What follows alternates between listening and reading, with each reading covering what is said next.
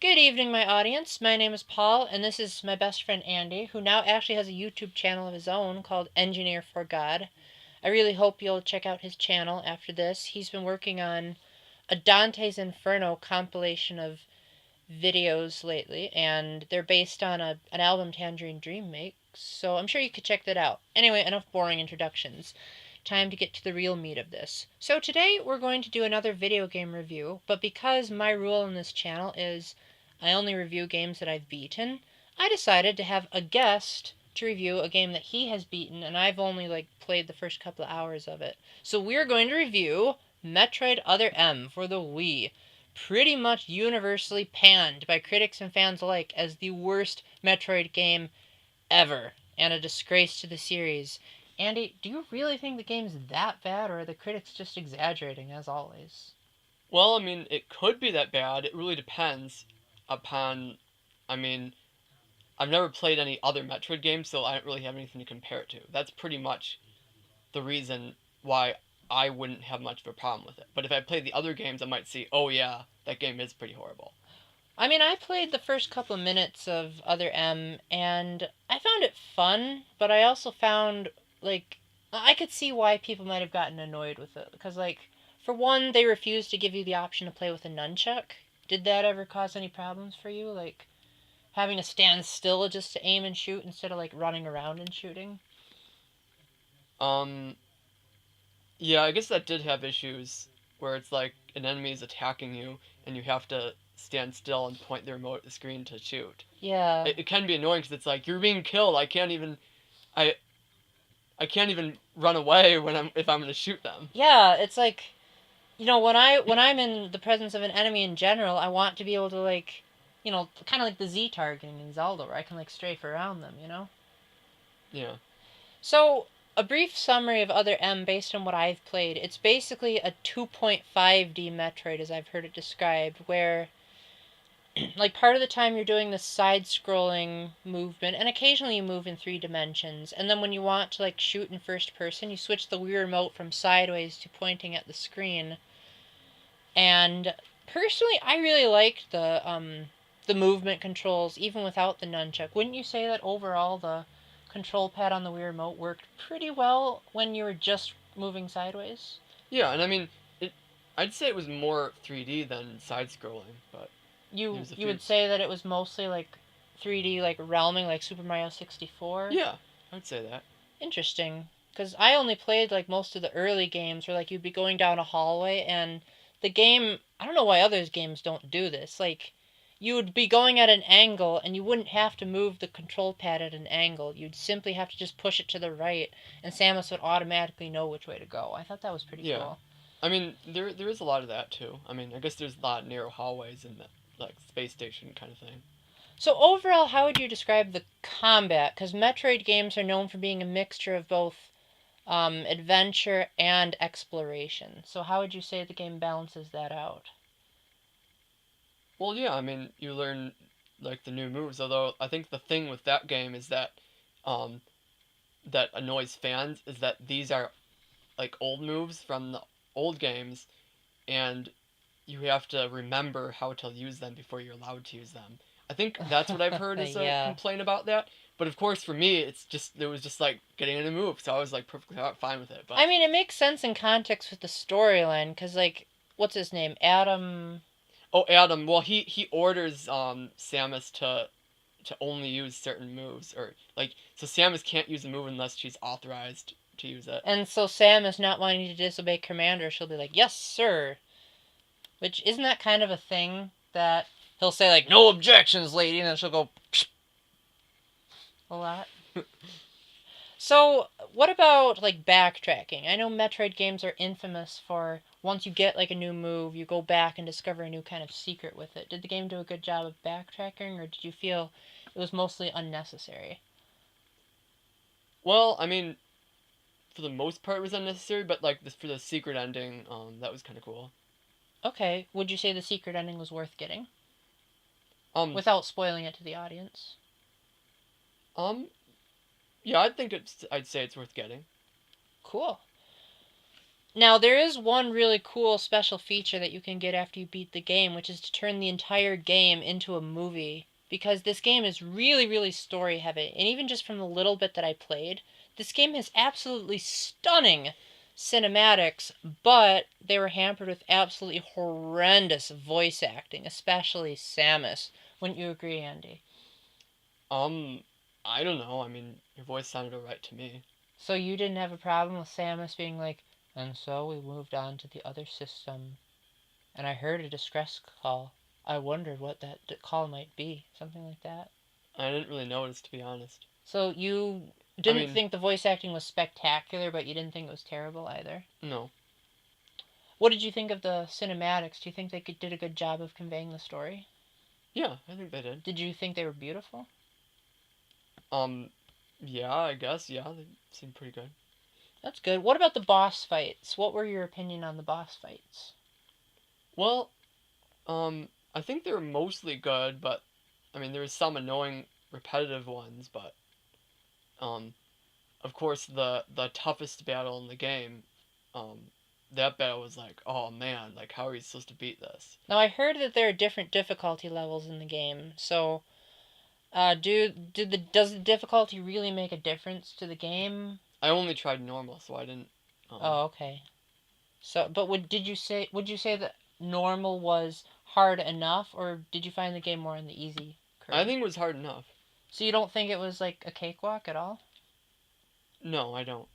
So I know a lot of people were really excited during the initial reveal that the game was being developed by Team Ninja, and so Samus had like a lot more like finishing moves at her disposal.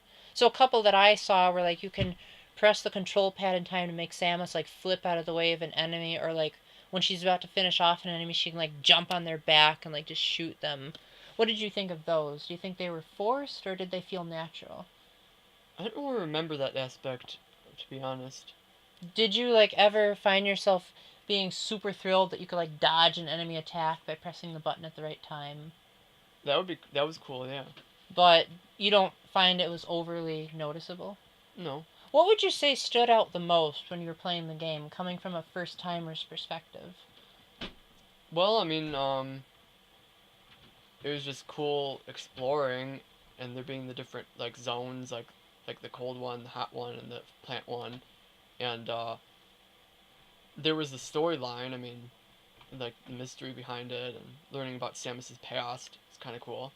Now, if I recall, the game starts out with the ending of Super Metroid redone in 3D, and then you just basically learn more about like who that baby Metroid is and where Samus came from. So, without spoiling too much, how would you say did was the storyline good or were there some cringe-worthy moments? I think for the most part it was good.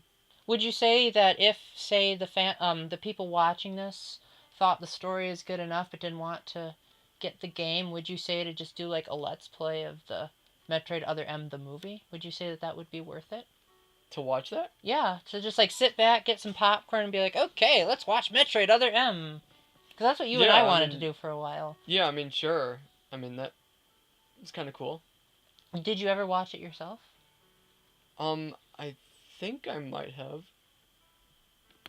Okay, so what about the overall feel of the levels? Because I heard that Metroid games are usually very like spacey and futuristic. So, what did you think overall of the level design and the game's graphics?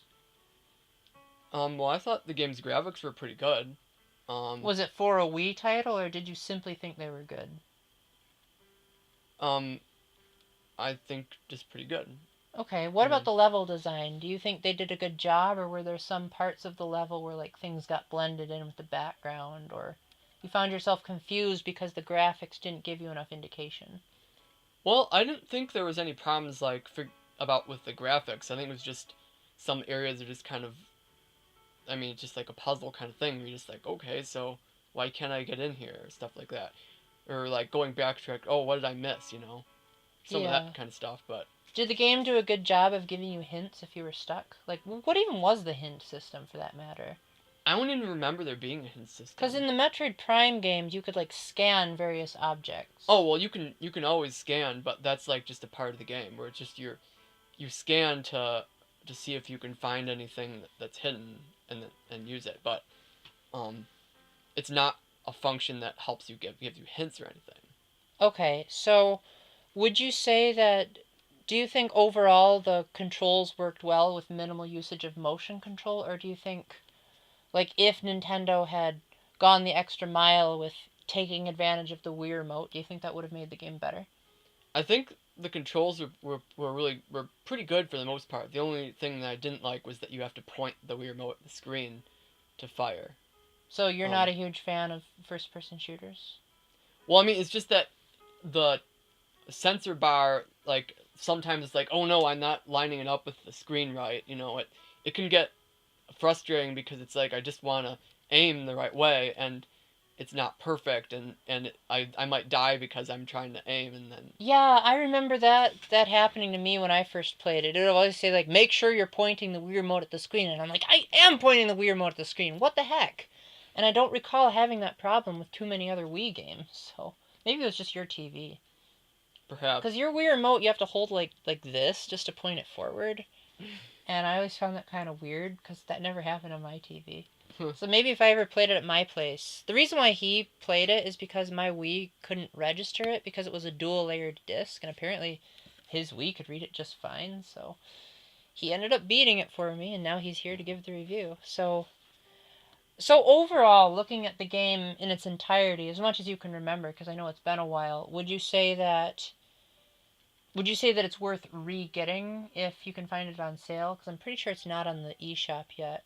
Or would you say it's one of those, if you've played the other Metroid games, just go ahead and skip it?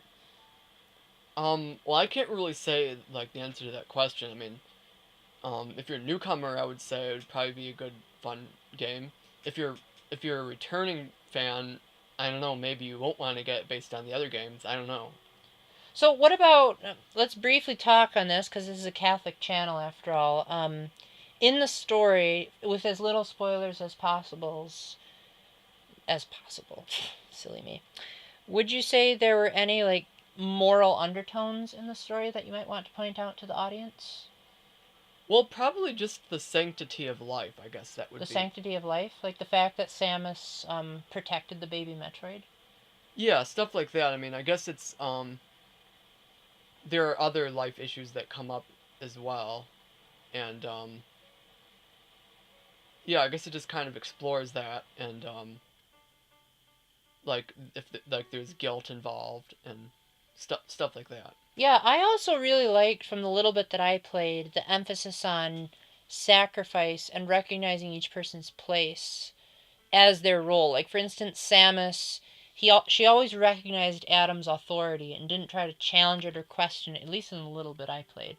Maybe that Well, I changes. mean, she can be pretty defiant, but she tries to follow orders still. I mean, Yeah, so it's kind of like us with like making sure we follow the church.